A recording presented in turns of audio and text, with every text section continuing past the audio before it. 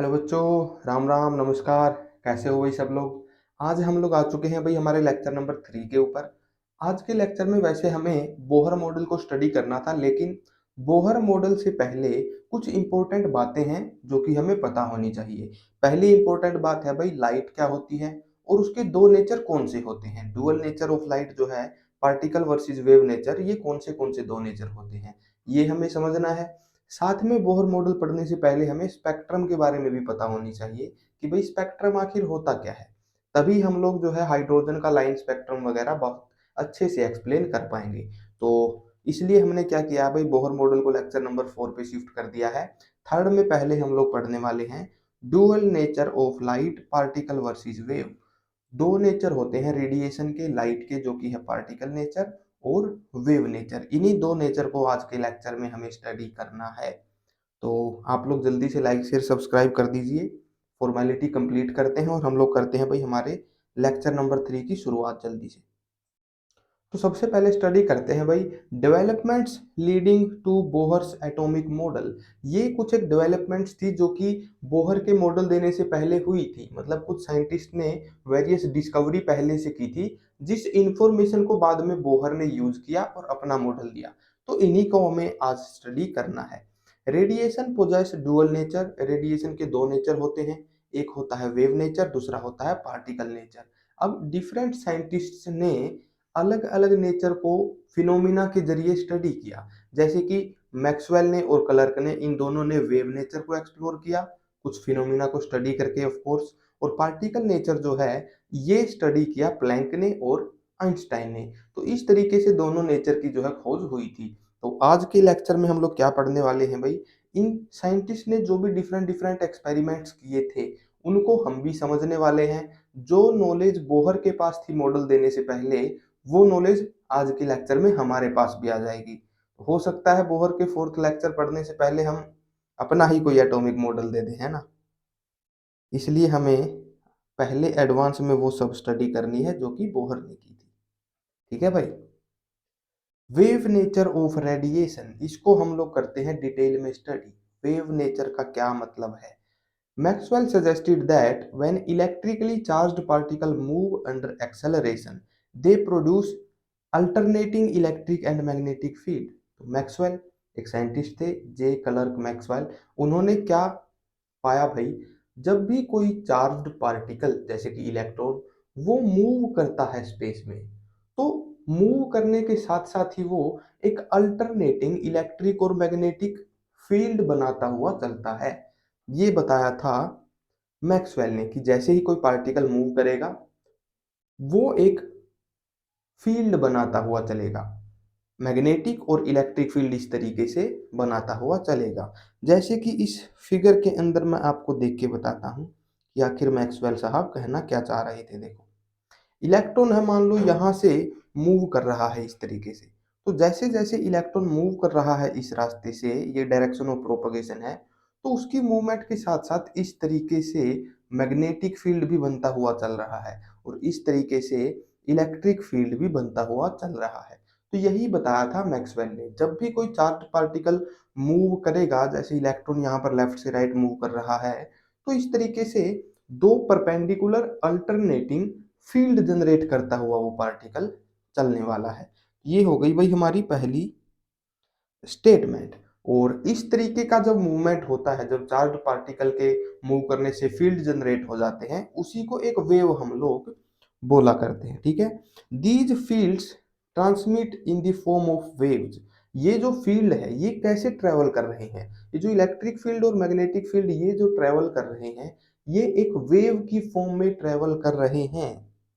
इन्हीं वेव को क्या कहा जाता है, इलेक्ट्रोमैग्नेटिक वेव कहा जाता है या फिर इलेक्ट्रोमैग्नेटिक रेडिएशन कहा जाता है। तो वेव हमारे पास समझ में आ गया कि क्या होती है। जब भी चार्ज पार्टिकल मूव करेगा वो एक अल्टरनेटिंग इलेक्ट्रिक और मैग्नेटिक फील्ड बनाता हुआ चलेगा, और इलेक्ट्रिक और मैग्नेटिक फील्ड जिस तरीके से ट्रेवल करते हैं वो एक वेव की फॉर्म में इस तरीके से ट्रेवल करते हैं। तो यहाँ पर ये डायग्राम हमें तीन बातें बता रहा है।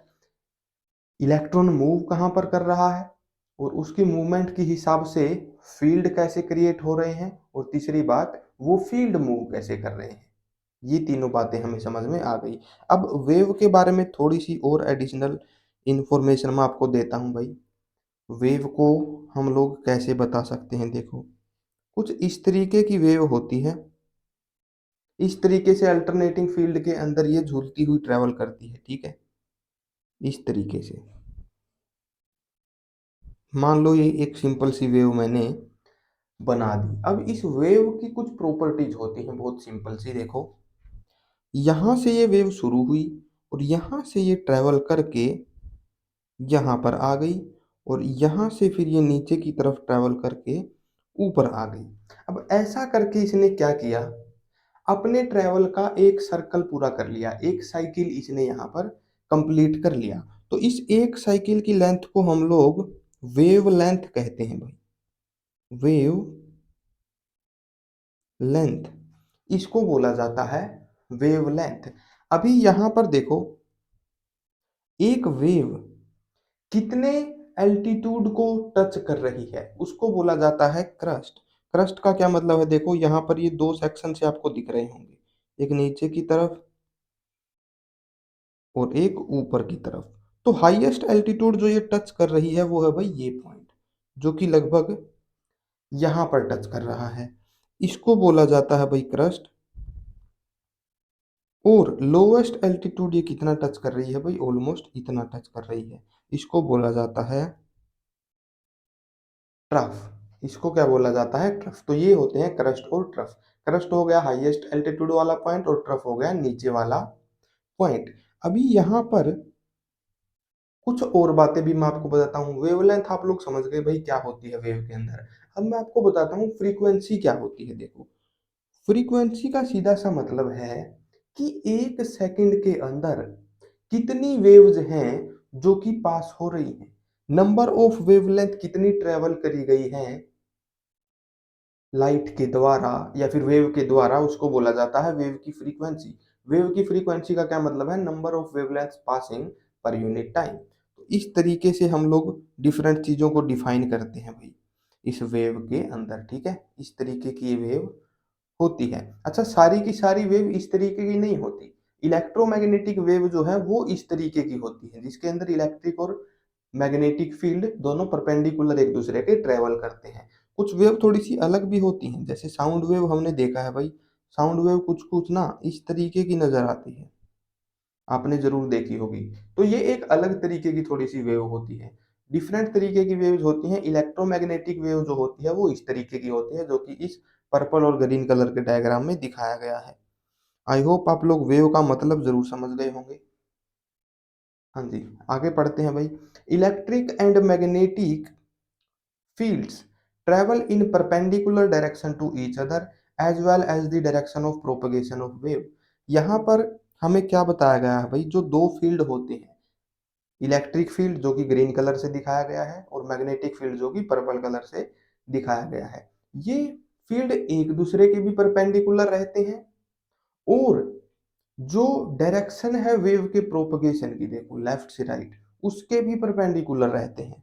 तो यहाँ पर मान लो कि हम कंपेयर कर रहे हैं भाई मैग्नेटिक फील्ड को। मैग्नेटिक फील्ड पर्पल कलर वाला है जो कि इस डायरेक्शन में है। इलेक्ट्रिक फील्ड कहाँ है, इसके बिल्कुल परपेंडिकुलर है, देखो ग्रीन कलर वाला, ये इसके बिल्कुल परपेंडिकुलर है। और वेव किस डायरेक्शन में ट्रेवल कर रही है, इस डायरेक्शन में ट्रेवल कर रही है।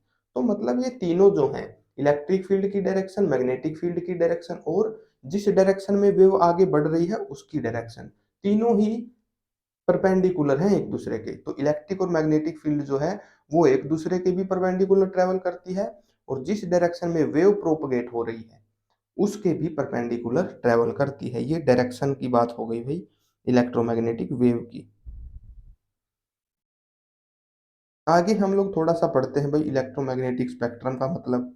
तो ये भी ध्यान से देखो, जो वेव है ना वो काफी अलग अलग फ्रीक्वेंसीज की हो सकती है, अलग अलग वेवलेंथ की हो सकती है। तो उसके बेसिस पे हम लोग क्लासिफाई करते हैं रेडिएशन को। कुछ सबसे ज्यादा वेवलेंथ की रेडिएशन को हमने एक क्लास में रख दिया, कुछ सबसे कम वेवलेंथ की रेडिएशन को हमने एक क्लास में रख दिया। इस तरीके से डिफरेंट वेवलेंथ्स के बेसिस पर या फिर डिफरेंट फ्रीक्वेंसीज के बेसिस पर हमने पूरा एक स्पेक्ट्रम बना दिया, उसी को बोला जाता है इलेक्ट्रोमैग्नेटिक स्पेक्ट्रम। यहाँ पर देखो भाई पढ़ते हैं, there are many types of electromagnetic waves which differ with each other in terms of frequencies and wavelength.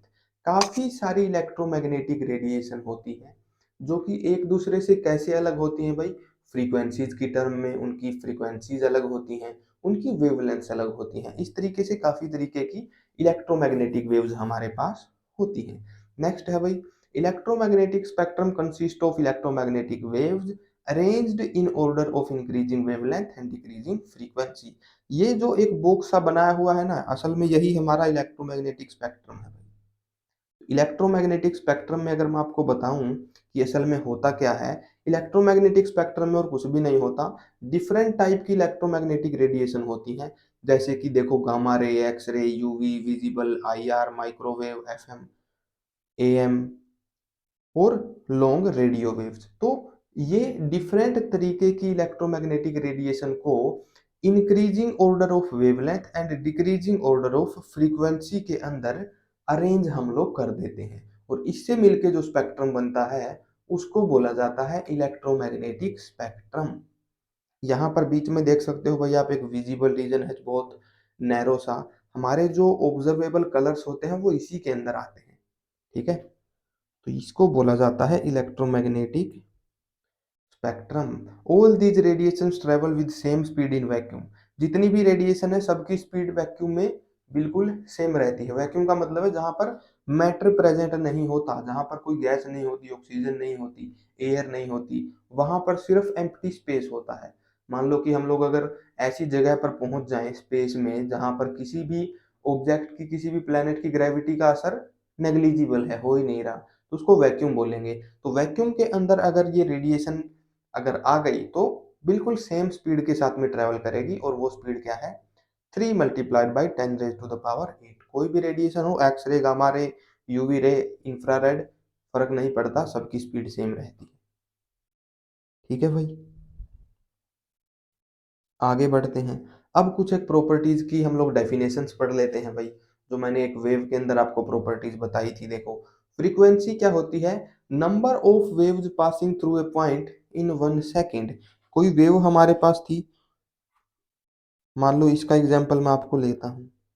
ये वेव इस तरीके से ट्रेवल कर रही है लेफ्ट टू राइट, और इसके परपेंडिकुलर इलेक्ट्रिक और मैग्नेटिक फील्ड भी ट्रेवल कर रहे हैं एक वेव की फॉर्म में।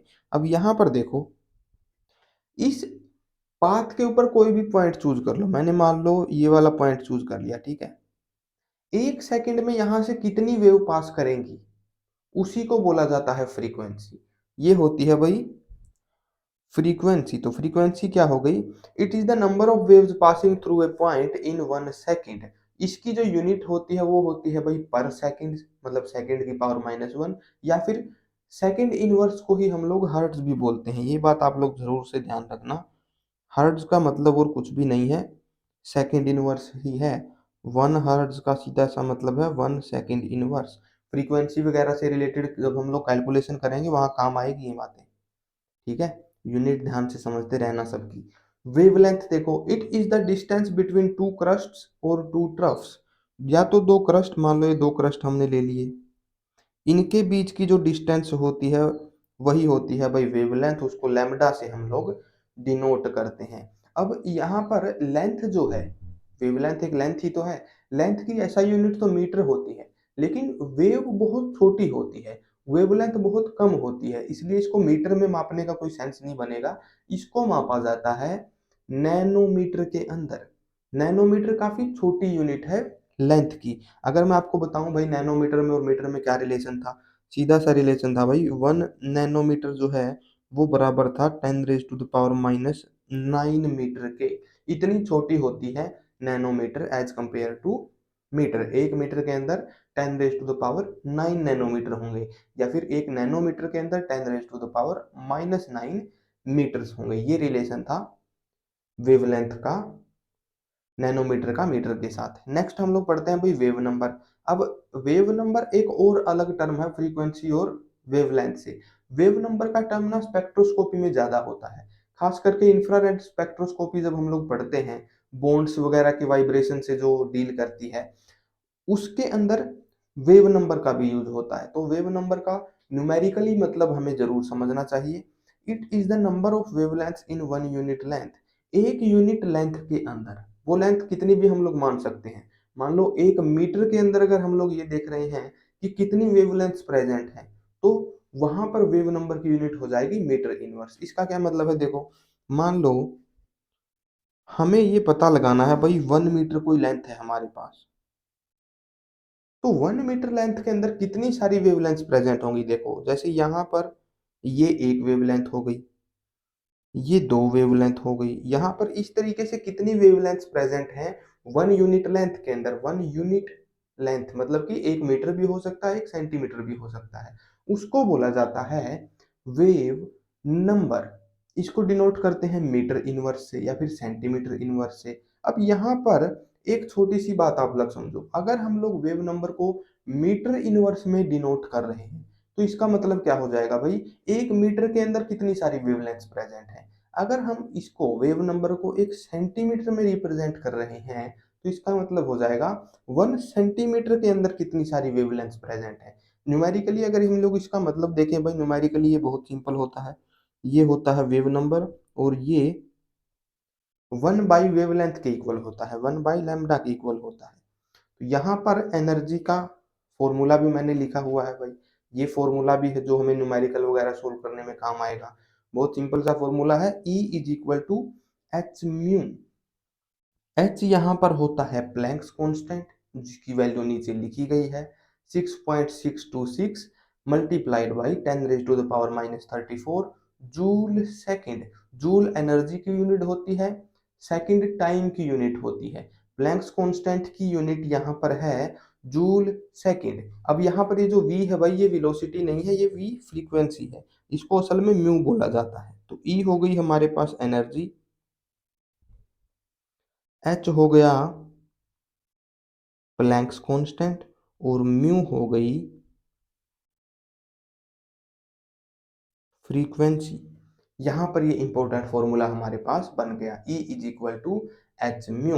अब म्यू जो होता है फ्रीक्वेंसी, उसका एक रिलेशन होता है भाई वेवलेंथ के साथ भी। फ्रीक्वेंसी जो होती है वो होती है c बाई लैम्डा के इक्वल। यहाँ पर c क्या है, c है भाई speed of light. Speed of light की वैल्यू कितनी होती है हम लोग देख ही चुके हैं, 3 × 10⁻⁸ मीटर पर सेकेंड। ये होती है भाई सी की वैल्यू। तो जब ये म्यू की वैल्यू सी बाई लैम्डा हम लोग E is equal to h mu में रखेंगे, तो एनर्जी का एक और एक्सप्रेशन हमारे पास आ जाएगा जो कि है h C by lambda. Mu की जगह हमने सी बाई लैम्डा रख दिया, तो ये सी बाई लैम्डा यहाँ पर आ गया। अब लैम्डा की वैल्यू एक और होती है भाई 1/म्यू बार। जैसे म्यू बार जो है, म्यू बार मतलब कि वेव नंबर जो है वो 1/लैम्डा के इक्वल है। लैम्डा को इधर ले जाओ, म्यू बार को इधर ले जाओ, तो एक और एनर्जी का एक्सप्रेशन हमारे पास आ गया। तो ये 3 एक्सप्रेशन है एनर्जी के, डिफरेंट न्यूमेरिकल्स में डिफरेंट यूज होंगे। आपको क्या क्या दिया हुआ है क्वेश्चन में, उसके हिसाब से हम लोग एक्सप्रेशन यूज कर सकते हैं। सीधी सी बात आपको ध्यान में रखनी है, एनर्जी होती है एच म्यू के इक्वल, और म्यू फ्रीक्वेंसी किसके इक्वल होती है भाई, सी बाई लैम्डा के ऊपर, और लैम्डा किसके बराबर होता है 1/म्यू बार के ऊपर। अगर एक दो बार आप इस फॉर्मूले को ध्यान से समझने की कोशिश करेंगे, बड़े आराम से आपकी समझ में आ जाएगा कि ये ड्राइव आखिर हुआ कैसे है। ठीक है, ये था भाई हमारे पास इलेक्ट्रोमैग्नेटिक वेव्स का कुछ एक प्रॉपर्टीज का डिस्क्रिप्शन। अब हम लोग इस फॉर्मूलाज के ऊपर बेस्ड कुछ एनसीईआरटी की समस्याएं सोल्व करते हैं भाई। एनसीईआरटी की कुछ एक क्वेश्चन है जिन्हें हम लोग सोल्व करने वाले हैं। एनसीईआरटी की problem 2.3, the Vividh Bharati station of All India Radio Delhi broadcast on a frequency of 1368 kilohertz. एक रेडियो स्टेशन है भाई कोई, वो इतनी फ्रीक्वेंसी के ऊपर ऑपरेट करता है। Calculate wavelength of the electromagnetic radiation emitted by transmitter. हमें फ्रीक्वेंसी दे रखी है वेव की, उसकी वेवलेंथ हमें निकालनी है। दूसरी बात हमें क्या बतानी है, which part of the electromagnetic spectrum does it belong to.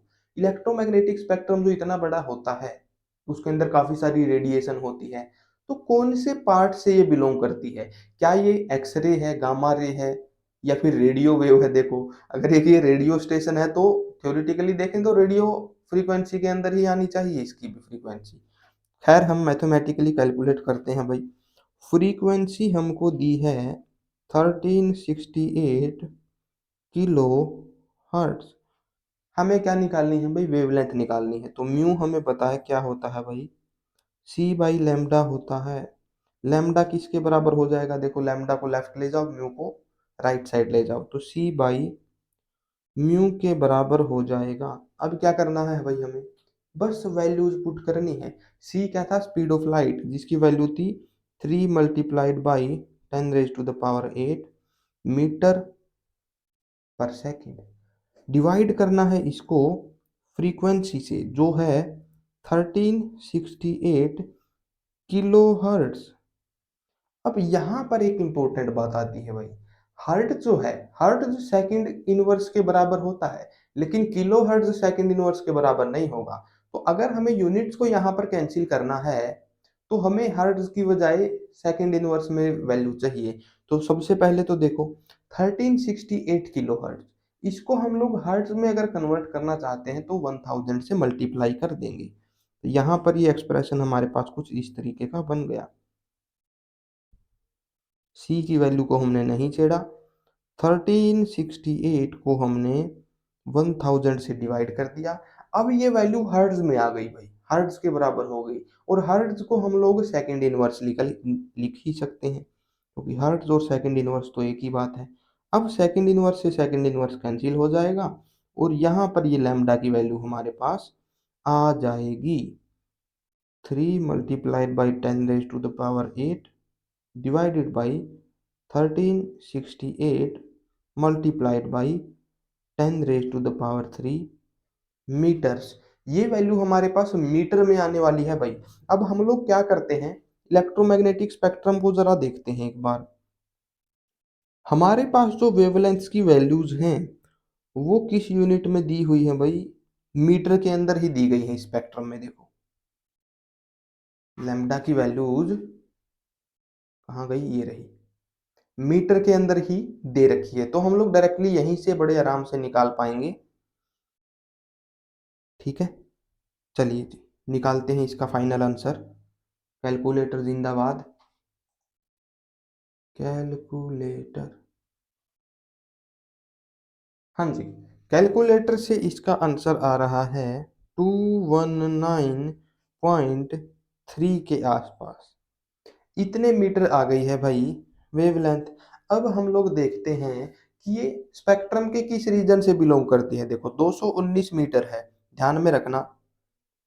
यहाँ पर नीचे वाली लाइन में लिखी गई है भाई डिफरेंट वेवलेंथ्स की वैल्यूज। तो देखो 10⁻², मतलब ये 100 के बराबर है,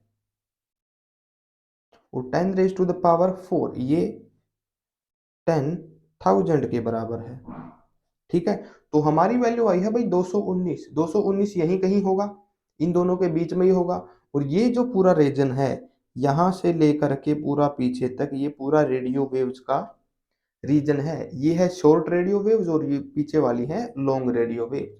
तो अगर हमारे क्वेश्चन में ही बता दिया गया है कि विविध भारती स्टेशन जो है ऑल इंडिया रेडियो का, रेडियो जो होते हैं वो रेडियो फ्रीक्वेंसी के ऊपर ही ऑपरेट करते हैं, that's why they are called radio, है ना। तो कौन से स्पेक्ट्रम में ये लाइन बिलोंग करती है भाई, it belong to the region of radio waves. ऐसे हमें आंसर जो है निकालना था इस क्वेश्चन का। ओके, नेक्स्ट क्वेश्चन करते हैं भाई। Wavelength range of visible spectrum extends from violet to red. Express these wavelengths in frequencies। देखो विजिबल रीजन जो होता है जिसमें डिफरेंट डिफरेंट कलर होते हैं वो हमें बता दिया गया है कि वेवलेंथ की टर्म में अगर हम लोग देखें तो 400 नैनोमीटर से लेके 750 नैनोमीटर तक जाता है। फ्रीक्वेंसीज में हमें इसकी वैल्यू बतानी है, बहुत सिंपल है भाई। देखो फ्रीक्वेंसी का और वेवलेंथ का क्या रिलेशन था, frequency is equal to C by lambda, यही था। सी की वैल्यू पुट करो 3 मल्टीप्लाइड बाई 10⁸ वेवलेंथ की वैल्यू पुट करो। मान लो पहले हम लोग फ्रीक्वेंसी निकाल रहे हैं भाई कौन सी कलर की? फ्रॉम वॉयलेट, वॉयलेट की वॉयलेट की वेवलेंथ दे रखी है 400, तो यहाँ से फ्रीक्वेंसी आ जाएगी वॉयलेट कलर की। तो ये ऑलमोस्ट आएगी, कैलकुलेटर जिंदाबाद, 0.75। आप लोग चाहो तो कैलकुलेट करके भी देख सकते हो, मैं डायरेक्टली यहाँ पर इसका आंसर लिखने वाला हूँ, 10⁻⁶। अच्छा, यहाँ पर एक और अलग चीज़ है भाई, यूनिट हम लोग इग्नोर कर गए। यूनिट को कभी भी इग्नोर नहीं करना है, ठीक है? यूनिट आपका आंसर गलत करवा सकती है। देखो, स्पीड ऑफ लाइट 3 × 10⁻⁸ ये होती है मीटर पर सेकंड, और 400 जो वैल्यू दी गई है वो किस में दी गई है भाई? नैनोमीटर के अंदर। तो अगर हमें इन यूनिट्स को कैंसिल आउट करना है तो नैनोमीटर को पहले कन्वर्ट करना पड़ेगा मीटर में, तभी नीचे वाले मीटर से ऊपर वाला मीटर कैंसिल होगा। मीटर से नैनोमीटर सीधा कैंसिल नहीं करना है भाई। 400 नैनोमीटर में कितने मीटर होंगे? 10⁻⁻⁹ से मल्टीप्लाई कर देंगे, ठीक है भाई? ये हो गया अब मीटर, और ऊपर है मीटर पर सेकंड। अब जो है मीटर से मीटर हो जाएगा कैंसिल, और फाइनल आंसर हमारा आ जाएगा भाई सेकंड इनवर्स में। सेकंड इनवर्स को ही हर्ट्ज बोलते हैं, ये भी नहीं भूलना है कभी भी, ठीक है? यहाँ से मैं करके दिखाता हूँ। हाँ जी, ये हो जाएगा 0.75 मल्टीप्लाइड बाई 10⁻15। इसी को अगर थोड़ा सा और बेटर हमें लिखना है तो 7.5 लिख दो, मल्टीप्लाइड बाई 10⁻, कितना हो जाएगा भाई? यहाँ पर 14 हो जाएगा, है ना? तो इस तरीके से हमारे पास आंसर निकल जाएगा। ये वैल्यू हमारे पास आ गई सेकंड इनवर्स में, या फिर सेकंड इनवर्स को ही हम लोग हर्ट्ज भी बोल सकते हैं। तो ये हमारे पास वोयलेट कलर की फ्रीक्वेंसी आई है। अब हम लोग रेड कलर की फ्रीक्वेंसी निकालते हैं भाई। रेड कलर की फ्रीक्वेंसी के लिए रेड कलर से लिख लेते हैं। सी की वैल्यू अभी भी सेम है, लैम्डा की वैल्यू रेड कलर के लिए दी गई है 750 नैनोमीटर। पहला स्टेप क्या था? नैनोमीटर को कन्वर्ट करना था मीटर में। कैसे करेंगे? 10⁻⁻⁹ से मल्टीप्लाई करके। अगले स्टेप में मीटर से मीटर को कैंसिल करो और आंसर निकाल दो सेकंड इनवर्स में। ये आंसर आएगा भाई 0.004 मल्टीप्लाइड बाई 10⁻17। इसी को अगर थोड़ा सा और अच्छे से हम लोग लिखना चाहें तो लिख सकते हैं 4 मल्टीप्लाइड बाई 10⁻14 हर्ट्ज। तो ये आ जाएगी भाई रेड कलर की फ्रीक्वेंसी। तो यहाँ पर हमने क्या किया? यहाँ पर वॉयलेट कलर की फ्रीक्वेंसी आ गई और यहाँ पर रेड कलर की फ्रीक्वेंसी आ गई। तो जो रेंज हमें वेवलेंथ की टर्म में दी गई थी विजिबल रीजन की, वही रेंज हमने कैसे निकाल दी? फ्रीक्वेंसी की टर्म में निकाल दी। तो मतलब विजिबल रीजन कहाँ से कहाँ तक होता है भाई? इतने हर्ट्ज से लेके इतने हर्ट्ज तक विजिबल रीजन हमारा होता है। ये था भाई एनसीईआरटी का प्रॉब्लम नंबर 2.4। ठीक है भाई, आगे हम लोग बढ़ते हैं भाई, नेक्स्ट क्वेश्चन सोल्व करते हैं। Calculate wave number and frequency of yellow radiation having wavelength 5800 angstrom. अब इसके अंदर क्या अलग है भाई? इसके अंदर भी कुछ अलग नहीं है। हमें येलो रेडिएशन की वेवलेंथ दी गई है एंगस्ट्रॉम के अंदर। हमें क्या निकालना है भाई? वेव नंबर निकालने हैं और फ्रीक्वेंसी निकालनी है। बहुत सिंपल है। देखो, सबसे पहली बात तो लैम्डा की वैल्यू 5800 एंगस्ट्रॉम दी गई है। इसी को मीटर में कन्वर्ट कर लेते हैं। एंगस्ट्रॉम में और मीटर में क्या रिलेशन होता था भाई? 10⁻10 का। मतलब 1 angstrom is equal to 10⁻10 metres, 10⁻−10 metres, क्योंकि एंगस्ट्रॉम छोटी यूनिट होती है। अब अगर 5800 एंगस्ट्रॉम को हमें कन्वर्ट करना है मीटर के अंदर, तो वो हो जाएगा भाई 5800 मल्टीप्लाइड बाई 10⁻10 मीटर्स। ये हमारे पास वेवलेंथ की वैल्यू आ गई है मीटर में। वेव नंबर क्या होता है? 1 बाई लैम्डा। तो ये हो जाएगा भाई 1 divided by 5800 multiplied by 10 raised to the power minus 10 metres. 10 raise to the power minus 10 को और मीटर को दोनों को ऊपर ले जाओ तो ये हो जाएगा 10 raise to the power 10 divided by 5800 और यूनिट हो जाएगी मीटर इनवर्स। तो ये आ जाएगी हमारे पास वेव नंबर की वैल्यू। अब निकालनी है फ्रीक्वेंसी। फ्रीक्वेंसी होती है भाई c बाई लेमडा। c की वैल्यू पुट करो, speed of light 3 multiplied by 10 raise to the power 8 metre पर सेकेंड। लेमडा की वैल्यू ऊपर हमने मीटर में निकाल ली, 5800 multiplied by 10 raise to the power minus 10 metres. यहाँ पर मीटर से मीटर हो जाएगा कैंसिल और फ्रीक्वेंसी की कुछ एक वैल्यू आ जाएगी जिसकी यूनिट होगी सेकंड इनवर्स, या फिर सेकंड इनवर्स को ही हम लोग हर्ट्ज भी बोल सकते हैं। इनकी एग्जैक्ट आंसर्स मैं अभी आपको बताता हूँ। ये वैल्यूज आएंगी भाई फाइनल आंसर। वेव नंबर हो जाएगा 1.724 multiplied by 10 raise to the power 6 metre inverse और फ्रीक्वेंसी की वैल्यू आने वाली है 5.172 multiplied by 10 raise to the power 14 hertz. इन कैलकुलेशंस को आप लोग चेक कर सकते हो। ये होती है भाई येलो रेडिएशन की फ्रीक्वेंसी और वेव नंबर।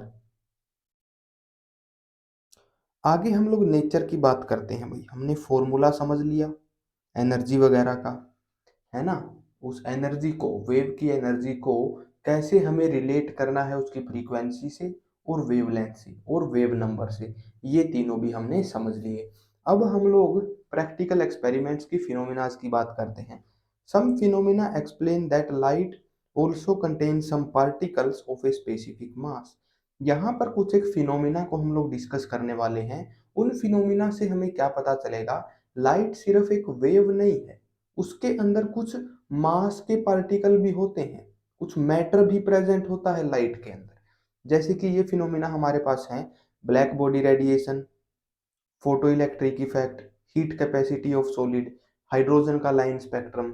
ये सारे एक्सपेरिमेंट्स, ये सारे के सारे फिनोमिना हमें ये बताते हैं कि लाइट के अंदर कुछ कुछ पार्टिकल्स भी होते हैं। यहाँ पर ब्लैक बॉडी रेडिएशन और फोटो इलेक्ट्रिक इफेक्ट, ये दोनों हम लोग डिटेल के अंदर डिस्कस करने वाले हैं, ठीक है।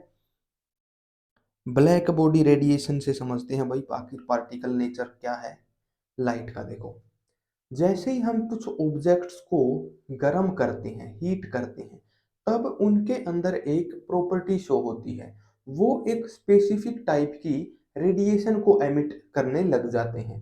अब वो हॉट ऑब्जेक्ट जिस कलर की लाइट को एमिट करने लग गए, जिस रेडिएशन को एमिट करने लग गए, उसका इफेक्ट टेम्परेरी भी हो सकता है और परमानेंट भी हो सकता है। इसका मैं आपको एग्जांपल देता हूं। देखो, ये हमारे पास एक स्टील प्लेट है, इसको जब हमने गर्म किया तो इस तरीके का पैटर्न इसके ऊपर बन गया।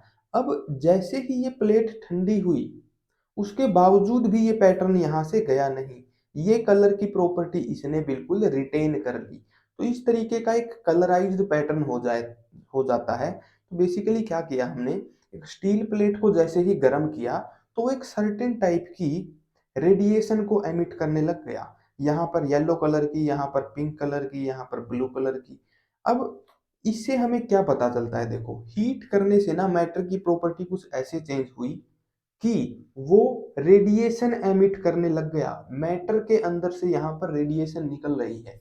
अब अगर हम लोग इस ऑब्जेक्ट की बात करें भाई, स्टील की अगर बात करें, तो यहाँ पर हम एक बेसिक सा रीजन ये दे सकते हैं भाई कि यहाँ पर ये येलो कलर की दिख रही है, इसका मतलब जरूरी नहीं कि यही है कि येलो कलर की रेडिएशन ये एमिट कर रहा है ना। इसका एक रीजन ये भी हो सकता है भाई, कोई भी ऑब्जेक्ट हमें कलर्ड दिखाई क्यों देता है, उसके ऊपर व्हाइट लाइट पड़ती है और व्हाइट में से एक स्पेसिफिक वेवलेंथ की लाइट वो रिफ्लेक्ट कर देता है। जो लाइट वो रिफ्लेक्ट कर रहा है, अगर उसकी फ्रीक्वेंसी रेड कलर से मिलती है तो वो ऑब्जेक्ट हमें रेड दिखाई देगा, यहाँ येलो से मिल रही है तो येलो दिखाई देगा। तो ये जो कलर हमें दिख रहा है इसका, ये तो सिंपल सा लाइट का रिफ्लेक्शन है। इसका मतलब ये थोड़ी हुआ कि ये रेडिएशन एमिट कर रहा है। तो इसका भी एक बात, इसका जवाब भी हम लोग एक तरीके से देख सकते हैं। देखो, यहाँ पर हमारे पास एक एक्सपेरिमेंट आता है जो कि है हीटिंग रोड एक्सपेरिमेंट। तो यहाँ पर इस एक्सपेरिमेंट से हमें क्या पता चलता है, देखो इसको आप लोग एक बार प्रैक्टिकली देखिए। हमारे पास ये एक आयरन नेल है, इसको हम इस बर्नर के अंदर गर्म करने की कोशिश करेंगे। जैसे ही हम इसको गर्म करेंगे, ये स्लाइटली रेड कलर की हो जाएगी, लाल कलर की हो जाएगी और लाल हो जाएगी, और एक सर्टेन टेम्परेचर अचीव करने के बाद इसका कलर पूरी तरीके से वाइट हो जाएगा। अगर हम इसको और ज़्यादा गर्म कर पाते तो ये स्लाइटली ब्लू कलर की हो जाती। तो इसका मतलब क्या है? इसका मतलब ये है कि कोई भी हॉट बॉडी किस कलर की रेडिएशन को एमिट करेगी, ये उसके टेम्परेचर के ऊपर डिपेंड करता है। ब्लैक बॉडी रेडिएशन का कॉन्सेप्ट हमें यही चीज बताता है कि the wavelength of A radiation emitted by A hot body depend on its temperature. I hope NCERT की ये लाइन आपकी समझ में अब आ गई होगी। अब प्रैक्टिकली जब हमने एक आयरन नेल को गर्म किया तो हमने देखा भाई वो टेम्परेचर के साथ अपना कलर चेंज कर रही है। मान लो हमारे पास ये एक आयरन नेल थी। अच्छा, आयरन नेल को पहले हम लोग ग्रे कलर की दिखाते हैं भाई, थोड़ी मेटेलिक वाली फील हमको आनी चाहिए। इस तरीके की एक आयरन नेल थी, हमने इसको हीट किया। हीट करने के बाद सबसे पहले ये रेड कलर की हो गई। हमने इसको फर्दर हीट किया। अब यहाँ पर मेरे पास ऐसा कोई तरीका नहीं है जिससे कि मैं ये दिखा पाऊँ कि भाई ये आयरन नेल वाइट कलर की हो गई है, क्योंकि वाइट कलर वाइट पे दिखेगा नहीं। तो आप लोग ये समझ लो इस तरीके से ये वाइट कलर की हो गई। ऐसा होता है, एक आयरन नेल को जब हम लोग हद से ज्यादा गर्म कर देते हैं ना तो बिल्कुल वो वाइट कलर की हो जाएगी। व्हाइट को अगर हम लोग फिर से और ज्यादा गर्म कर पाते तो व्हाइट से उसका कलर चेंज होके भाई हल्का सा ब्लूइश भी हो जाता है। तो आयरन नेल को जब स्टेप बाय स्टेप हम लोग गर्म करते रहते हैं ना तो इस तरीके से उसका कलर चेंज करता रहता है। अब यहाँ पर क्या हम वो रीजन दे सकते हैं कि भाई ये रेड कलर की क्यों हमें दिख रही है, क्योंकि ये रेड कलर की फ्रीक्वेंसी को रिफ्लेक्ट कर रही है? ऐसा सच नहीं है। जब आयरन नेल को गर्म करके हम लोग एक ऐसे अंधेरे कमरे में भी ले जाए ना जहां पर व्हाइट लाइट पड़ ही ना रही हो, तब भी वो हमें रेड कलर से चमकती हुई दिखाई देगी। वहां पर ये रीजन नहीं हो सकता कि भाई ये व्हाइट कलर इसके ऊपर पड़ रही है, रेड कलर रिफ्लेक्ट हो रहा है इसलिए रेड दिख रही है। ऐसा नहीं है। बिना किसी लाइट की प्रेजेंस के भी वो आयरन नेल हमें कुछ देर के लिए रेड दिखाई देगी। इसका मतलब ये हुआ कि उससे जो रेडिएशन निकल रही है वो व्हाइट लाइट का रिफ्लेक्शन नहीं है, वो रेडिएशन उस ऑब्जेक्ट के अंदर से ही ओरिजिनेट हो रही है। यही है ब्लैक बॉडी रेडिएशन का कॉन्सेप्ट। जब भी किसी ऑब्जेक्ट को गर्म हम लोग करते हैं तब उसके अंदर से रेडिएशन निकलना शुरू हो जाती है। हालांकि आयरन नेल के लिए जो ये रेडिएशन वाला इफेक्ट है ये टेम्परेरी होता है। जैसे जैसे उसका टेम्परेचर लूज होता जाता है वो रेडिएशन भी एमिट करना बंद कर देती है। तो यहाँ पर हमें ये पता चला भाई जब भी किसी हॉट बॉडी को हम लोग गर्म करते हैं तो वो रेडिएशन छोड़ती है। ओके। अब ब्लैक बॉडी क्या होता है? ब्लैक बॉडी एक ऐसा इमेजिनरी सब्सटेंस होता है जो कि हर फ्रीक्वेंसी की, हर वेवलेंथ की रेडिएशन को एब्जॉर्ब भी कर सकता है और एमिट भी कर सकता है। यहाँ पर जो आयरन नेल हमारे पास थी या फिर आयरन रोड जो हमारे पास थी वो कोई आइडियल ब्लैक बॉडी नहीं थी। ब्लैक बॉडी असल में एक इमेजिनरी सब्सटेंस ही होता है। अब ग्लास जो हमारी आयरन रोड थी ये रेड कलर की फ्रीक्वेंसी को एमिट कर रही थी। ऐसे ही अगर कोई ऐसा इमेजिनरी सब्सटेंस हमारे पास हो जो हर वेवलेंथ की रेडिएशन को एमिट कर पाए तो उसको हम लोग बोलते हैं भाई ब्लैक बॉडी। ओके। अच्छा, यहाँ पर ब्लैक बॉडी के कुछ एक और लाइंस हम लोग पढ़ लेते हैं भाई। An iron rod that is being heated shows different colour at different temperature. सबसे पहले हमने क्या देखा भाई, एक आयरन रोड को अगर गर्म करेंगे तो एक टेम्परेचर पे वो कुछ अलग कलर शो करेगी, दूसरे टेम्परेचर पे हो सकता है कुछ अलग कलर वो शो करे। एक और इम्पोर्टेंट चीज, intensity of radiation of different wavelength emitted by hot body depend on its temperature. उसकी इंटेंसिटी क्या होगी? अब इंटेंसिटी किस चीज पे डिपेंड कर रही है भाई? देखो हमने ये देखा कि ऑब्जेक्ट से रेड कलर की रेडिएशन निकल रही है, वो कितना रेड होगी ये डिपेंड करेगा कि उसके अंदर से कितने पार्टिकल्स निकल रहे हैं। इंटेंसिटी जो है वो नंबर ऑफ पार्टिकल पे ही डिपेंड करती है। ये एक बहुत इंपॉर्टेंट पॉइंट है ब्लैक बॉडी रेडिएशन का। इसी से हमें पता चल रहा है कि इंटेंसिटी कैसे चेंज हो रही है, नंबर ऑफ पार्टिकल्स की वजह से। इसका मतलब तो यही हुआ कि रेडिएशन के अंदर पार्टिकल्स हैं। इस तरीके से ब्लैक बॉडी रेडिएशन का कॉन्सेप्ट हमें ये एक्सप्लेन करता है कि भाई लाइट का, रेडिएशन का एक पार्टिकल नेचर भी है, क्योंकि जैसे टेम्परेचर हम लोग कम ज्यादा कर रहे हैं, जो रेडिएशन निकल रही है उसकी इंटेंसिटी भी कम ज्यादा हो रही है। उसकी सिर्फ फ्रीक्वेंसी या फिर उसकी वेवलेंथ कम ज्यादा नहीं हो रही है, वो सिर्फ कलर चेंज नहीं कर रही है, बल्कि उसकी इंटेंसिटी भी कम ज्यादा हो रही है। और इंटेंसिटी अगर ज्यादा हो रही है, इसका मतलब यही है कि जो पार्टिकल्स एमिट हो रहे हैं लाइट के साथ साथ, वो ज्यादा हो गए हैं।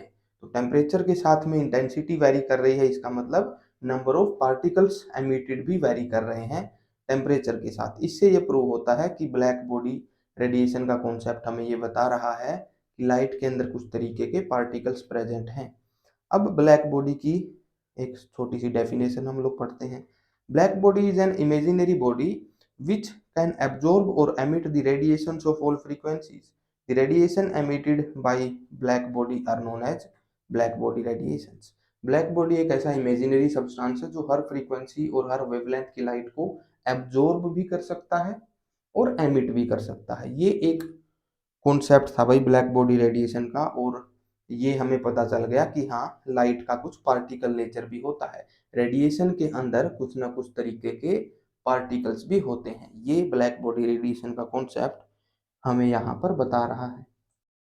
अब बात करते हैं भाई हमारे सेकंड फिनोमिना की। एक फिनोमिना होता है जिसको हम लोग फोटो इलेक्ट्रिक इफेक्ट के नाम से भी समझते हैं। ये भी हमारे पास ये प्रूव करेगा कि लाइट के अंदर किसी तरीके के पार्टिकल होते हैं, रेडिएशन के अंदर कुछ ना कुछ पार्टिकल्स होते हैं। तो पार्टिकल नेचर को प्रूव करने का एक और एक्सपेरिमेंट हम लोग पढ़ते हैं, फोटो इलेक्ट्रिक इफेक्ट। सबसे पहले मैं आपको ये एक्सपेरिमेंटल सेटअप समझाता हूँ। यहाँ पर देखो भाई, एक होता है हमारे पास मेटल सरफेस, जिसके ऊपर हम लोग लाइट की रेडिएशन फॉल कराते हैं। एक लाइट बीम है जो कि इसके ऊपर फॉल कर रही है। हमने क्या देखा भाई, जब मेटल सरफेस के ऊपर लाइट पड़ती है ना, तो उसके अंदर से कुछ कुछ इलेक्ट्रॉन्स बाहर निकलने लगते हैं। रेड कलर से दिखाते हैं इलेक्ट्रॉन्स को।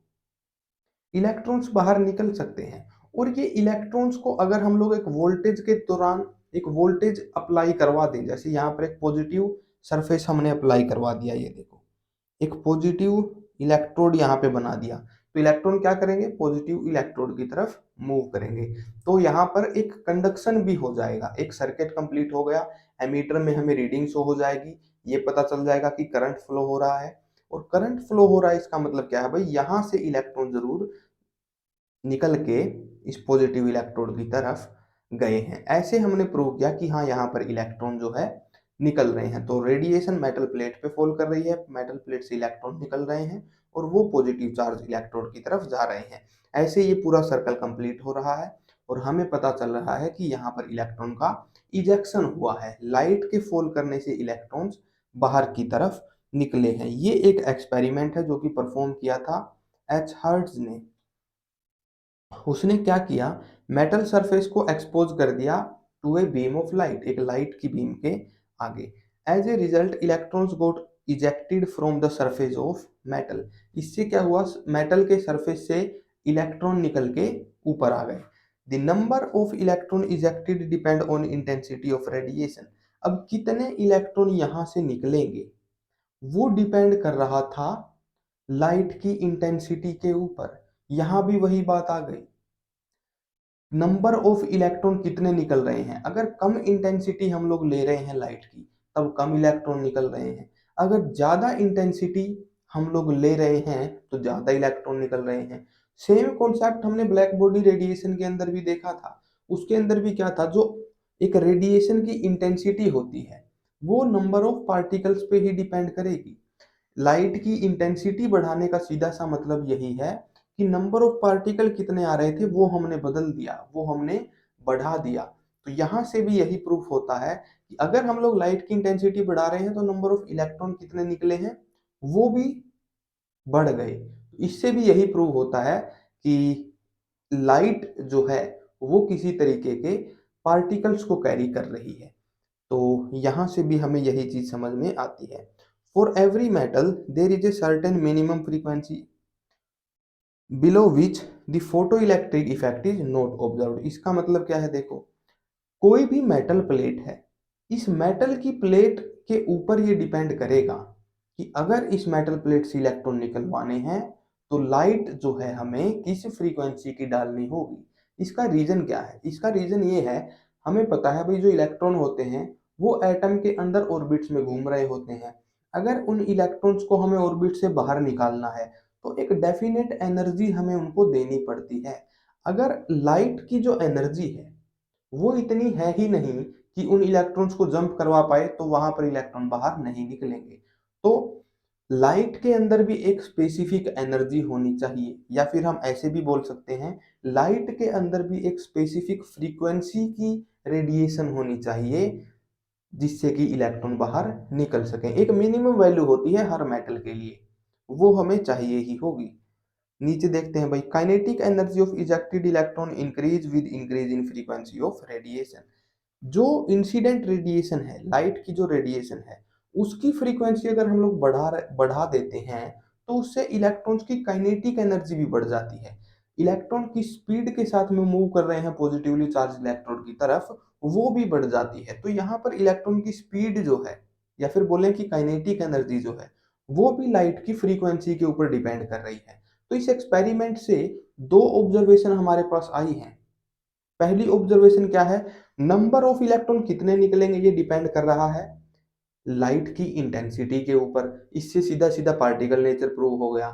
सेकंड चीज क्या हमें पता चली भाई, इलेक्ट्रॉन अगर निकल गए तो किस स्पीड से पॉजिटिव इलेक्ट्रोड की तरफ जाएंगे, ये किस पे डिपेंड करता है, ये इस लाइट की फ्रीक्वेंसी पे डिपेंड करता है। लाइट की फ्रीक्वेंसी और लाइट की इंटेंसिटी, इन दोनों के अंदर डिफरेंस समझना बहुत जरूरी है। इंटेंसिटी से क्या चेंज हो रहा है, नंबर ऑफ इलेक्ट्रॉन कितने निकल रहे हैं, और फ्रीक्वेंसी से क्या चेंज हो रहा है, काइनेटिक एनर्जी कितनी है उन इलेक्ट्रॉन्स की। अब एक मैथमेटिकल वैल्यू हम लोग सीधी सी समझते हैं भाई, देखो मेटल के अंदर जो इलेक्ट्रॉन है उन इलेक्ट्रॉन्स को बाहर निकालने के लिए जो मिनिमम एनर्जी की रिक्वायरमेंट होती है उसको बोला जाता है थ्रेशोल्ड एनर्जी। हमने क्या बोला, मेटल की प्लेट में इलेक्ट्रॉन है, इलेक्ट्रॉन को निकलने के लिए मिनिमम अमाउंट ऑफ एनर्जी चाहिए, उस एनर्जी को बोलते हैं थ्रेशोल्ड एनर्जी। अब एनर्जी का और फ्रीक्वेंसी का सीधा सा रिलेशन क्या होता है, एच म्यू। एक मिनिमम अमाउंट ऑफ एनर्जी हमें चाहिए, मतलब रेडिएशन की एक मिनिमम अमाउंट ऑफ फ्रीक्वेंसी भी हमें चाहिए। तो अगर हम लोग ऐसे बोल रहे हैं कि मिनिमम एनर्जी क्या होगी निकलने के लिए, उसको बोलेंगे थ्रेशोल्ड एनर्जी। या फिर अगर हम इसको ऐसे बोलें कि रेडिएशन की मिनिमम फ्रीक्वेंसी क्या होगी इलेक्ट्रॉन्स को बाहर निकालने के लिए, तो उसको थ्रेशोल्ड फ्रीक्वेंसी बोल देंगे। थ्रेशोल्ड एनर्जी थ्रेशोल्ड फ्रीक्वेंसी दोनों डायरेक्टली प्रोपोर्शनल है। एक तरीके से ये बोलो कि सेम बात ही हम लोग कर रहे हैं। अब जो लाइट फॉल कर रही है उसकी कुछ ना कुछ एनर्जी है भाई, वो है एनर्जी ऑफ लाइट। वो लाइट जैसे ही मेटल प्लेट के ऊपर पड़ रही है तो वहां से एनर्जी का ट्रांसफर हो रहा है मेटल प्लेट में। अब मेटल की जो प्लेट है उसके अंदर इलेक्ट्रॉन है, इलेक्ट्रॉन उस टोटल एनर्जी को, लाइट की टोटल एनर्जी को दो तरीके से यूज करेंगे। पहला यूज कैसे करेंगे, उनको इजेक्ट होने के लिए जो एनर्जी चाहिए वो एनर्जी यूज हो जाएगी, energy required to eject the electron. बची कुछ ही जो एनर्जी होगी वो उसकी काइनेटिक एनर्जी में ऐड हो जाएगी, इलेक्ट्रॉन्स की काइनेटिक एनर्जी के अंदर बची हुई एनर्जी ऐड हो जाएगी। तो यहाँ पर energy required by eject electron, electron को इजेक्ट होने के लिए जो एनर्जी चाहिए वो मेटल प्लेट पे डिपेंड करता है, और काइनेटिक एनर्जी जो है वो डिपेंड करेगा इन दी एंड एनर्जी ऑफ लाइट कितनी थी। ठीक है, ये बात समझ गई। मेन बात मोटी मोटी इतनी सी है, लाइट के अंदर कुछ एनर्जी होगी, जैसे ही लाइट मेटल प्लेट पे पड़ी उस एनर्जी में से कुछ एनर्जी इलेक्ट्रॉन्स ने वहां से इजेक्ट होने के लिए यूज कर दी, और बाकी की सारी एनर्जी उनकी काइनेटिक एनर्जी बन गई। ये कुछ बातें हैं भाई। आगे एक और थोड़ा सा मैथमेटिकल ट्रीटमेंट हम लोग करते हैं भाई इसका, थोड़ी सी थ्योरेटिकल लिखने लायक बातें हम लोग पढ़ लेते हैं। यहाँ पर कंक्लूजन क्या क्या निकला भाई फोटो इलेक्ट्रिक इफेक्ट से, एक्सपेरिमेंट हम लोग सारा समझ गए, कंक्लूजन क्या क्या निकला देखो। Light carry particles field with quantised energy, these are called quanta और फोटॉन्स। इससे हमें क्या पता चला, लाइट के अंदर छोटे छोटे पार्टिकल होते हैं जिनको हम लोग एनर्जी पैकेट्स भी बोलते हैं, उन्हीं को हम लोग फोटॉन्स भी बोलते हैं या फिर क्वांटा भी बोल सकते हैं।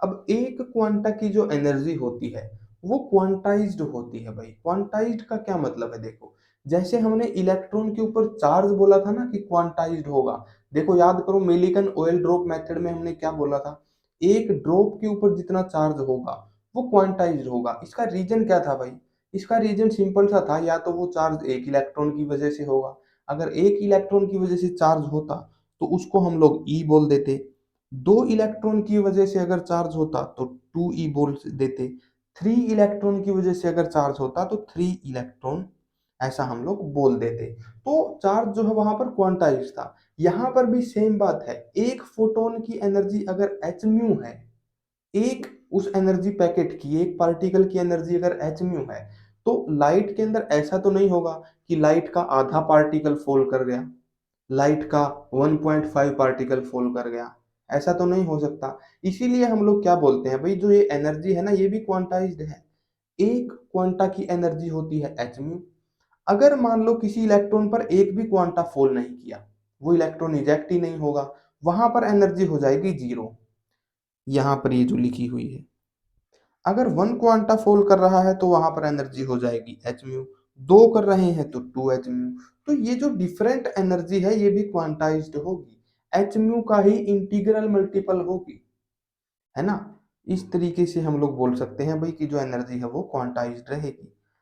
व्हेन दीज क्वांटा, जब ये particle, when these strike on the metal surface they transfer their energy to the electrons. जैसे ही ये मेटल शीट पे टकराए, इन्होंने अपनी एनर्जी इलेक्ट्रॉन्स को ट्रांसफर कर दी। Hence electron escape from their orbits and come on the surface of metal. Electrons को जैसे ही सफिशिएंट अमाउंट ऑफ एनर्जी मिली, वो उछल के मेटल के सरफेस पे आ गए, और मेटल के सरफेस पे आने के बाद वो इलेक्ट्रिक फील्ड के इन्फ्लुएंस में मूव भी करेंगे बाद में। Ejection of electron will only happen if quanta carry sufficient threshold energy required by electron to escape the orbit। यहाँ पर एक बहुत नेसेसरी कंडीशन इन्होंने बता दी, क्या भाई, इलेक्ट्रॉन का इजेक्शन तभी होगा जब जो पार्टिकल है लाइट के, उनके अंदर एक certain amount of threshold energy होगी। कम से कम जितनी एनर्जी चाहिए इलेक्ट्रॉन को निकलने के लिए, कम से कम उतनी तो रेडिएशन में होनी ही चाहिए। यहाँ पर सेकंड देखते हैं भाई, एक मैथमेटिकल कॉन्सेप्ट, वही जो हमने पिछली इक्वेशन यहाँ पर लिखी थी उसी को हमने फ्रीक्वेंसीज की टर्म में यहाँ पर लिख दिया है। टोटल लाइट की, या फिर बोलने की टोटल फोटोन की, टोटल क्वांटा की जो एनर्जी है वो हो गई एच म्यू क्वांटा। वो एनर्जी कैसे कैसे डिवाइड होगी भाई, देखो this will be equal to h mu threshold, कुछ थ्रेशोल्ड एनर्जी जो चाहिए इलेक्ट्रॉन को निकलने के लिए वो, प्लस में बची हुई क्वांटा की एनर्जी इलेक्ट्रॉन की काइनेटिक एनर्जी बन जाएगी। तो इस तरीके से ये एक्सप्रेशन हमें बताता है कि जो टोटल एनर्जी है रेडिएशन की, वो इलेक्ट्रॉन कैसे कैसे कंज्यूम कर रहा है। कुछ उसको इजेक्ट होने में खर्च हो जाती है और बाकी की उसकी काइनेटिक एनर्जी में कन्वर्ट हो जाती है। नीचे एक और पॉइंट देखते हैं भाई important, energy of incident radiation can be lesser than, equal to और more than the threshold energy. जो इंसिडेंट रेडिएशन है ना, जो मेटल की प्लेट के ऊपर फॉल कर रही है, उसकी एनर्जी थ्रेशोल्ड एनर्जी के, वो एनर्जी जो इलेक्ट्रॉन को निकलने के लिए चाहिए उस एनर्जी के बराबर भी हो सकती है, उससे कम भी हो सकती है, या फिर उससे ज्यादा भी हो सकती है। अब तीनों ही केसेस में क्या क्या होगा देखो, मान लो जो फ्रीक्वेंसी है वो थ्रेशोल्ड फ्रीक्वेंसी से भी कम है, म्यू आई का मतलब है frequency of incident radiation, mu naught है थ्रेशोल्ड फ्रीक्वेंसी। तो अगर frequency of light threshold frequency से भी कम है, इसका मतलब क्या हुआ भाई, फोटोन के अंदर इतनी एनर्जी ही नहीं है कि वो इलेक्ट्रॉन को इजेक्ट करवा सके, तो उस केस में ejection of electron is not observed. Next है भाई, अगर दोनों बराबर हो जाएं, इंसिडेंट रेडिएशन की जो एनर्जी है वही बराबर है इलेक्ट्रॉन की थ्रेशोल्ड एनर्जी के, तो इलेक्ट्रॉन इजेक्ट तो हो जाएंगे, लेकिन काइनेटिक एनर्जी जीरो हो जाएगी बाद में। अब काइनेटिक एनर्जी जीरो होने का मतलब ये बिल्कुल भी नहीं है कि वो वहीं पर रुक जाएंगे, नहीं, वहां पर वो जो मूव करेंगे वो सिर्फ इलेक्ट्रिक फील्ड की इन्फ्लुएंस में जितना मूव करने वाले थे उतना ही करेंगे, रेडिएशन से उन्हें कोई भी काइनेटिक एनर्जी नहीं मिलने वाली है, ठीक है।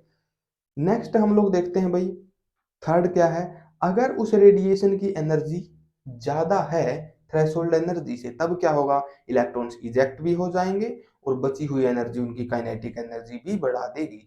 मतलब कुछ ना कुछ काइनेटिक एनर्जी भी इलेक्ट्रॉन्स की होने वाली है। यहाँ पर इस एक्सप्रेशन को हमने थोड़ा सा और चेंज कर दिया भाई, h mu of incident radiation will be equal to h mu not threshold energy plus kinetic energy. Kinetic energy physics में हमने देखा है भाई हाफ एम वी स्क्वायर के बराबर होती है, क्योंकि इलेक्ट्रॉन इजेक्ट हो रहे हैं, इलेक्ट्रॉन की हम लोग बात कर रहे हैं, तो एम ई हो जाएगा मास ऑफ इलेक्ट्रॉन और वी हो जाएगा वेलोसिटी ऑफ इजेक्टेड इलेक्ट्रॉन। तो ये एक रिलेशन हमारे पास निकल के आता है। तो फोटो इलेक्ट्रिक इफेक्ट से भी बेसिकली क्या हो रहा है, पार्टिकल नेचर प्रूव हो रहा है और कुछ एक एक्सप्रेशन है जो कि हमारे काम में आ सकते हैं। अब पार्टिकल नेचर जो है ना भाई, वो इंटेंसिटी से ही रिलेटेड होता है। अगर लाइट की इंटेंसिटी बढ़ाने से हमें ये पता चल रहा है कि इलेक्ट्रॉन ज्यादा निकलने लग गए, तो इसका मतलब ये है कि फोटोन ज्यादा स्ट्राइक कर रहे होंगे। तो ब्लैक बॉडी रेडिएशन और फोटो इलेक्ट्रिक इफेक्ट, ये दोनों ही फिनोमिना प्रूव करते हैं कि लाइट के अंदर किसी ना किसी तरीके के पार्टिकल्स भी होते हैं। तो वेव नेचर हमें समझ में आ गया, पार्टिकल नेचर हमें समझ में आ गया। अब दोनों को थोड़ा सा कोरिलेट करने की कोशिश करते हैं, देखते हैं कि साइंटिस्ट इनको किस तरीके से अप्रोच कर रहे थे। देखो, some phenomena like black body radiation and photo electric effect can not be explained by wave nature. Black body radiation और फोटो इलेक्ट्रिक इफेक्ट जो हमने अभी पढ़े हैं, अगर हम लोग माने कि लाइट एक वेव है, तो हम लोग एक्सप्लेन ही नहीं कर पाएंगे इन दोनों फिनोमिना को, क्योंकि इनमें वही इंटेंसिटी वाला चक्कर है। इंटेंसिटी जो है, ब्लैक बॉडी रेडिएशन में कितनी इंटेंसिटी की रेडिएशन निकलेगी, ये नंबर ऑफ पार्टिकल की वजह से ही चेंज होता है। नंबर ऑफ पार्टिकल ज्यादा एमिट अगर करने लग गई ब्लैक बॉडी, तब वहां पर इंटेंसिटी बढ़ जाती है। तो अगर इन दोनों फिनोमिना को ही हमें समझना है, तो हमें लाइट को एक पार्टिकल ही मानना पड़ेगा, लाइट को एक बीम ऑफ पार्टिकल की तरह ही अंडरस्टैंड करना पड़ेगा, तभी इन दोनों फिनोमिना को हम लोग एक्सप्लेन कर पाएंगे। नेक्स्ट कुछ एक ऐसे फिनोमिना होते हैं भाई, रिफ्लेक्शन, इंटरफेरेंस, डिफ्रैक्शन। ये जो फिनोमिना है, ये अगर हम लोग लाइट को सिर्फ पार्टिकल माने तो इनको एक्सप्लेन नहीं कर सकते, है ना। इंटरफेरेंस ऑफ वेव बेसिकली क्या होता है, फिजिक्स में हमने पढ़ा है, दो वेव्स जब आपस में ओवरलैप होती हैं, अगर उनके बीच में कंस्ट्रक्टिव इंटरफेरेंस हो जाता है तो भाई उसका एम्पलीट्यूड बढ़ जाता है, डिस्ट्रक्टेड हो जाता है तो कम हो जाता है। तो ये सब जो फिनोमिना है, ये सिर्फ लाइट को वेव मान के ही हम लोग एक्सप्लेन कर रहे हैं। तो पहले क्या हो रहा था भाई, दो फिनोमिना हमें पता चल गए थे, दो नेचर हमें पता चल गए थे। साइंटिस्ट लोग जो भी एक्सपेरिमेंट कर रहे थे, जिस भी नेचर के हिसाब से वो एक्सप्लेन हो रहे थे उनके फिनोमिना या फिर उनके एक्सपेरिमेंट, वही नेचर वो लाइट का कंसीडर कर रहे थे। जैसे कि black body radiation, photo electric effect particle nature से प्रूव हो रहे हैं, तो लाइट को पार्टिकल मान के इन दोनों को एक्सप्लेन कर दिया। इंटरफेरेंस, डिफ्रैक्शन, रिफ्लेक्शन, ये सारे फिनोमिना लाइट को वेव मान के सोल्व हो रहे हैं, एक्सप्लेन हो रहे हैं, तो वहां पर लाइट को वेव मान लिया। इस तरीके से दो अलग अलग नेचर को यूज कर रहे थे सभी साइंटिस्ट। इन्हीं दो नेचर के ऊपर बेस्ड हमारा बोहर मॉडल आया था। अब बात ये आती है भाई कि पार्टिकल नेचर हो गया ठीक है, वेव नेचर हो गया ठीक है, क्या इनका आपस में कोई रिलेशन है दोनों नेचर का? तो इन दोनों नेचर का जो आपस में रिलेशन है, वो फर्स्ट टाइम एक्सप्लेन किया था डी ब्रोगली ने। डी ब्रोगली के ऊपर ही, डी ब्रोगली के कॉन्सेप्ट के ऊपर बेस्ड ही हमारा नेक्स्ट मॉडल भी आएगा, जो कि होने वाला है क्वांटम मैकेनिकल मॉडल।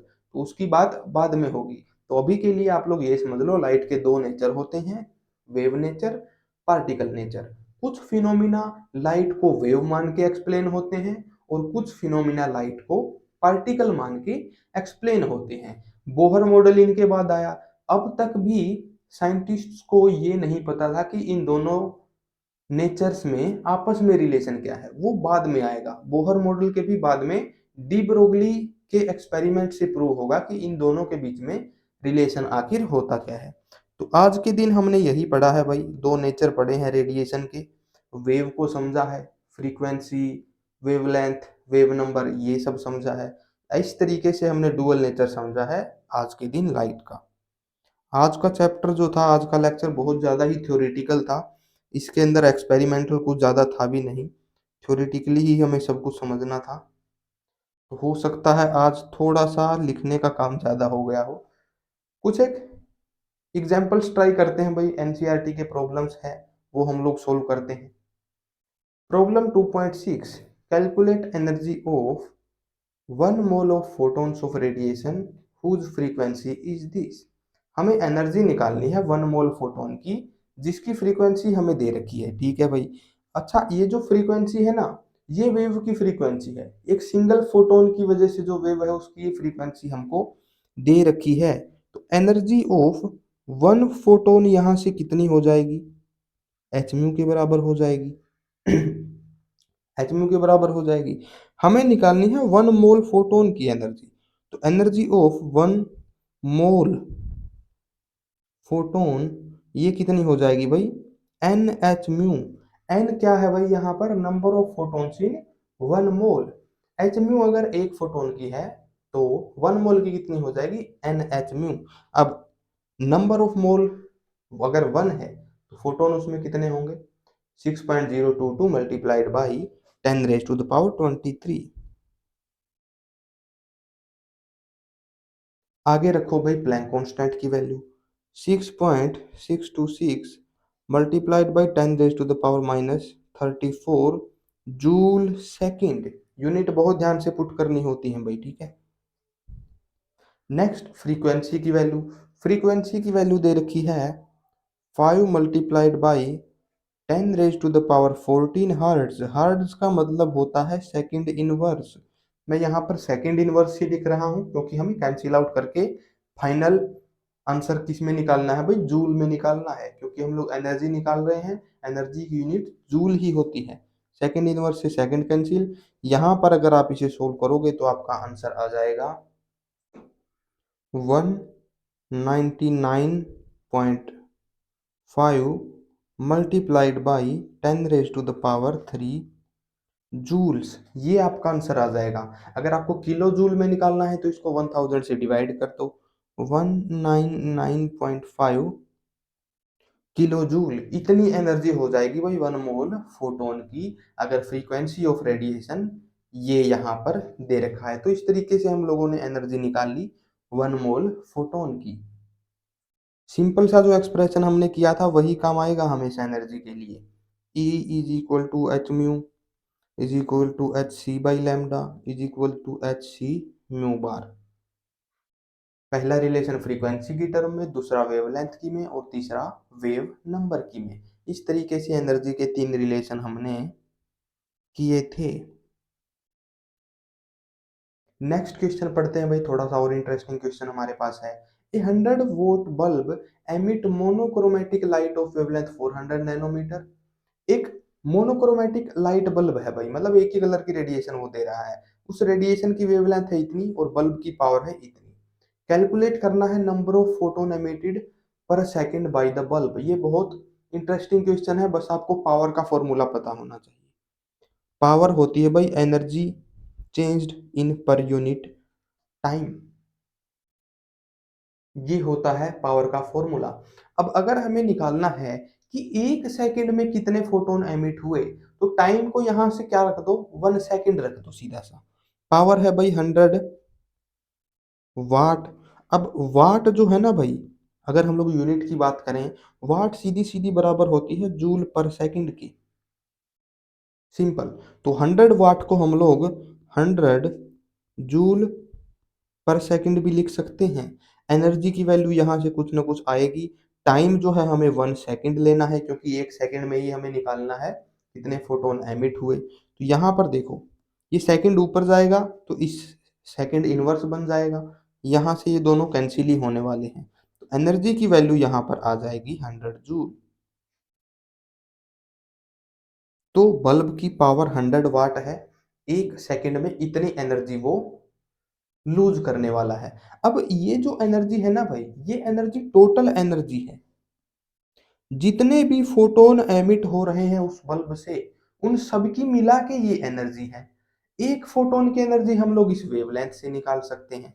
अगर वेवलेंथ जो है उसकी वैल्यू 400 नैनोमीटर है, तो इसकी एनर्जी कितनी हो जाएगी भाई, H C by lambda. H की value 6.626 multiplied by 10⁻⁻34 joule second per second, नहीं सेकंड। और C की value 3 multiplied by 10⁻8 metre per second. Divide करना है इसको वेवलेंथ से। वेवलेंथ है 400 नैनोमीटर। अब 400 नैनोमीटर है, हमें मीटर चाहिए भाई। अगर मीटर से मीटर कैंसिल कराना है तो 400 नैनोमीटर को मीटर में कन्वर्ट करना होगा। नैनोमीटर को मीटर में कैसे कन्वर्ट करेंगे? मल्टीप्लाइड बाई 10⁻⁻9, ये हो जाएगी भाई मीटर में। अब यहाँ से देखो, मीटर से मीटर कैंसिल हो जाएगा, इस सेकंड से सेकंड इनवर्स कैंसिल हो जाएगा, तो ये टोटल एनर्जी आ जाएगी एक फोटोन की। ये एनर्जी किसकी है? 1 फोटोन की। टोटल एनर्जी हमने बल्ब की पावर से निकाल ली, और एक फोटोन की जो एनर्जी है वो हमने उसकी वेवलेंथ से निकाल ली। अब क्या करना है भाई? अब कुछ भी नहीं करना है। नंबर ऑफ फोटोन अगर निकालने हैं तो टोटल एनर्जी को डिवाइड कर देंगे एक फोटोन की एनर्जी से। तो यहाँ पर मैं आपको निकाल के दिखा रहा हूँ। अच्छा, इसका आंसर क्या आएगा भाई? कैलकुलेटर से निकालता हूँ मैं। तो सोल्व करने के बाद एक फोटोन की एनर्जी हमारे पास आई है भाई 4.9 मल्टीप्लाइड बाई 10⁻⁻20 जूल। ये हो गई एनर्जी एक फोटोन की। और ऊपर जो एनर्जी हमने निकाली थी वो थी टोटल एनर्जी, जितने भी फोटोन निकल रहे थे बल्ब से एक सेकंड में, उसकी एनर्जी। आखिर में हमें क्या करना है भाई? नंबर ऑफ फोटोन निकालने हैं। किसके बराबर होंगे? टोटल एनर्जी जो निकल रही है कितनी है? 100 जूल। इसको डिवाइड किससे करेंगे? जितने नंबर ऑफ, नहीं, एक फोटोन की जो एनर्जी है जो कि कितनी है? 4.9। इसको हम लोग 5 अगर मान लें तो हमारी कैलकुलेशन बहुत आसान हो जाएगी भाई, है ना। 5 मल्टीप्लाइड बाई 10⁻20। 5 से काटो 100 को, 20 पंजे 100, 20 गुणा में 10 की पावर, अच्छा ये नीचे -20 है, ऊपर जाके ये भी +20 हो जाएगा। जूल से जूल कैंसिल, वैसे भी एन एक नंबर है, नंबर की कोई यूनिट नहीं होती। तो इतने फोटोन है भाई जो निकल रहे होंगे एक सेकंड में। बल्ब की पावर हमें दे रखी थी, जिससे हमें ये पता चल गया एक कि एक सेकंड में एनर्जी टोटल कितनी एमिट करेगा। और वेवलेंथ जो दे रखी थी उससे हमने एक फोटोन की एनर्जी निकाल ली। टोटल एनर्जी हमें पता चल गई और एक फोटोन की एनर्जी हमें पता चल गई। दोनों को डिवाइड करके हमने क्या निकाल लिया कि नंबर ऑफ फोटोन कितने निकल रहे होंगे। एक और प्रैक्टिस प्रॉब्लम है भाई, ये आपको मैं एज ए होमवर्क दे रखा हूँ, ठीक है। एनसीईआरटी की प्रॉब्लम नंबर 2.8, ये आपको सोल्व करनी है खुद से, ठीक है। दो प्रॉब्लम है बेसिकली जो आपको मैं एज ए होमवर्क दे रहा हूँ, ठीक है। बहुत सिंपल है इनकी एक्सप्लेनेशन। जो जिस तरीके से मैंने फॉर्मूलाज पुट किए हैं वैसे ही यहाँ पर भी पुट करने हैं। 3 ही फॉर्मूलाज हैं जिनके बेसिस पे सारे क्वेश्चन सोल्व होने वाले हैं। आज का लेक्चर वैसे भी बहुत लंबा हो गया है। अगले लेक्चर में हम लोग सीधा कंटिन्यू करेंगे हमारे नील्स बोर का मॉडल। ये काफी इंपॉर्टेंट मॉडल है भाई बेसिकली। इससे पिछले वाला जो मॉडल था रदरफोर्ड मॉडल, ये इन ऑर्बिट्स को एक्सप्लेन नहीं कर पाया था। इलेक्ट्रॉन एटम के चारों तरफ जिस ऑर्बिट में घूम रहे हैं उन ऑर्बिट को अच्छे से डिफाइन नहीं कर पाया था बोहर का मॉडल। तो नहीं, रदरफोर्ड का मॉडल, बोहर ने ये चीज बड़े आराम से एक्सप्लेन की थी। नेल्स बोर ने ऑर्बिट्स की एनर्जी, उनकी रेडियाई और उनके अंदर इलेक्ट्रॉन्स की वेलोसिटी तक बता दी थी। तो ये सब कुछ डिस्कस होगा लेक्चर नंबर 4 में। तब तक के लिए बाय बाय, टेक केयर।